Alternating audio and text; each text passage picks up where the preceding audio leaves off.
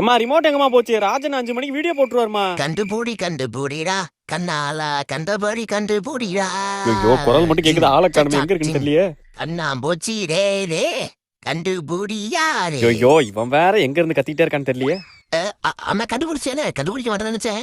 ஏச்சி இங்கேதான் இருக்கியா நீ? இவன் எப்படி நம்மள கண்டுபிடிச்சான்? இவனுக்கு மூளை பின்னாடில இருக்கும். ராஜி கேசட்டார். என்ன மாறல?